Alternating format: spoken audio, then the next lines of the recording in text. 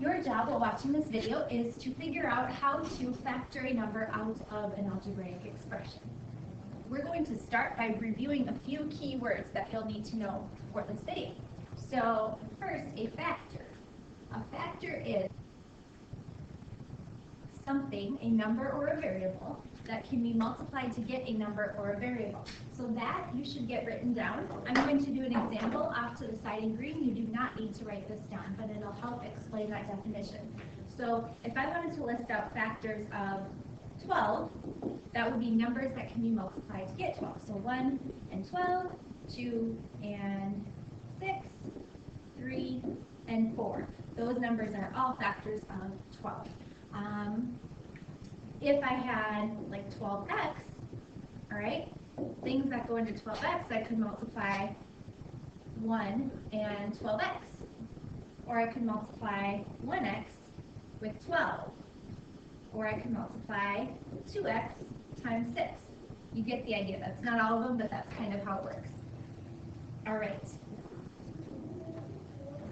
Let's talk about greatest common factor. I know this is a review. I want it to be a review. So the greatest common factor is the biggest factor that two numbers have in common. So if I was to find the greatest common factor between 12 and 8, again, you don't have to write this green part down. I'd list factors of 12 and factors of 8. And then I look for the common ones. So they both have a 1, they both have a 2, they both have a factor of 4. And then I look for which of those factors is the greatest. 4 is definitely greater than 2 or 1. So the greatest common factor of 12 and 8 is 4. Pause if you need more time to write that down. Okay. So we are going to start with something we know how to do, which is to distribute 2 times the group x plus 4. I look in the group, I can't add x plus 4. We don't know what x is. So I'm going to take 2 times everything in the group. 2 times x plus 2 times 4, which is 8. Now to factor the expression just means to work backwards. So we're going to look at my 2 terms, and I'm going to say what factor goes into both of those, what number goes into both of those, and 2 does. So I'm going to factor out a 2, and I would say, okay, 2 times what is 2x? 2 times x is 2x. And 2 times what is 8? 2 times 4 is 8. So when I factor it, I get it back to how it was before I distributed it. So these right here are the same thing. So first I took my expression and I distributed and ended up with this.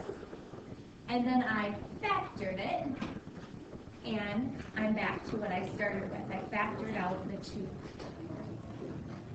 Okay, example 1. Factor 20 minus 12 using the greatest common factor. So I have 20 minus 12. I need a common factor of both 20 and 12. What numbers, what factors of 20 are there? Well, 1 and 20, 2 and 10, 4 and 5.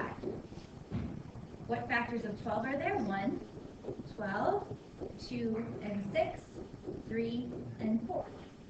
So their greatest common factor is 4. So I'm going to take a 4 out of these. And I'm going to say, okay, 4 times what is 20? 4 times 5 is 20. 4 times what is 12? 4 times 3 is 12. So this right here is my expression, but it's factored. I pulled out the greatest common factor. If I wanted to check my answer, I could check, is 4 times 5 really 20?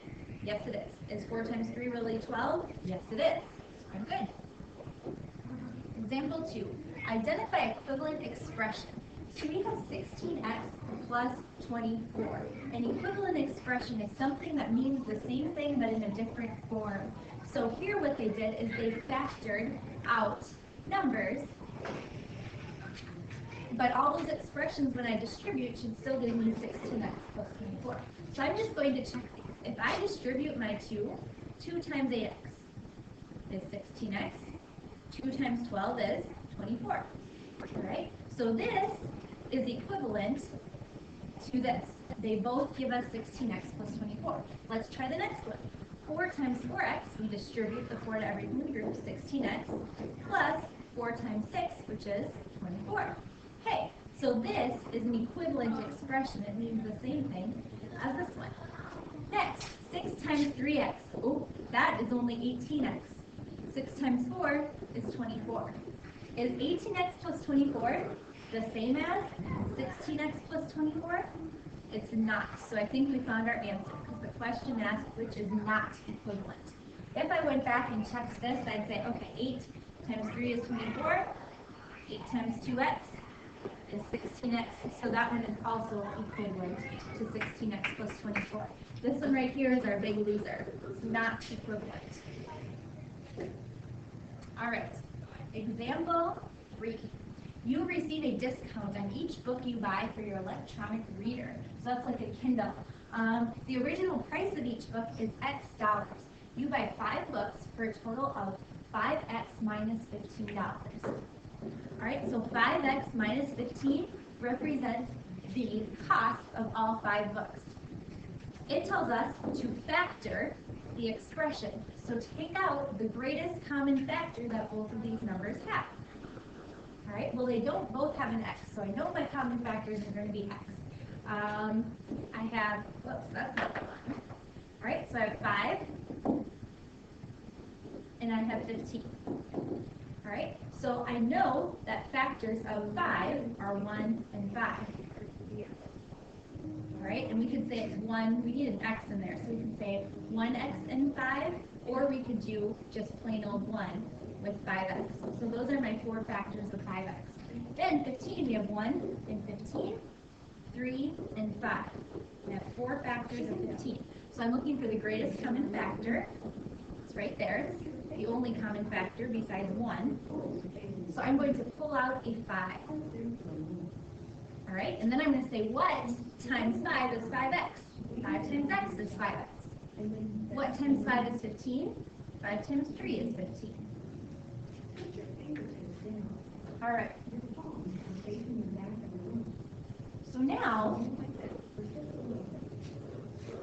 I've factored out my greatest common factor, which it told us to do, factor the expression. Then it says, what can you conclude about the discount? What can you conclude about the discount? So I'm going to go back and we're going to look at that a little bit.